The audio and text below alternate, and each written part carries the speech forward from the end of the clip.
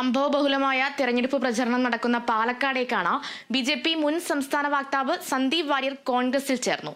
കോൺഗ്രസ് നേതാക്കളുമായി നടത്തിയ ചർച്ചയ്ക്കൊടുവിലാണ് സന്ദീപ് വാര്യർ കോൺഗ്രസിന്റെ കരം പിടിച്ചത്.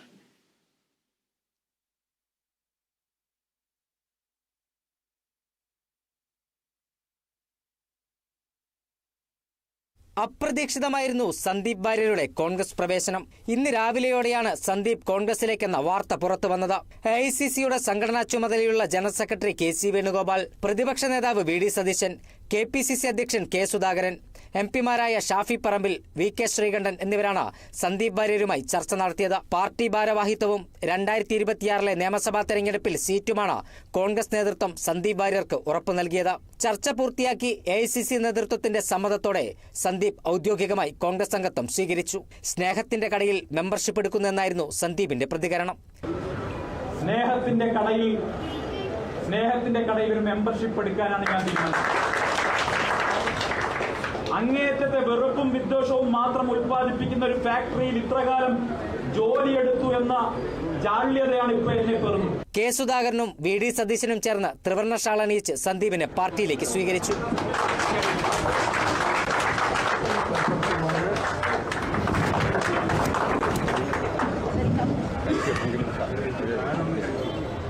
ബി.ജെ.പി. സംസ്ഥാന പ്രസിഡന്റ് കെ. സുരേന്ദ്രനുമായുള്ള അഭിപ്രായ ഭിന്നതയെ തുടർന്ന് ഏറെ നാളായി സന്ദീപ് വാര്യർ ബി.ജെ.പിയുടെ പ്രവർത്തനങ്ങളിൽ നിന്ന് വിട്ടുനിൽക്കുകയായിരുന്നു.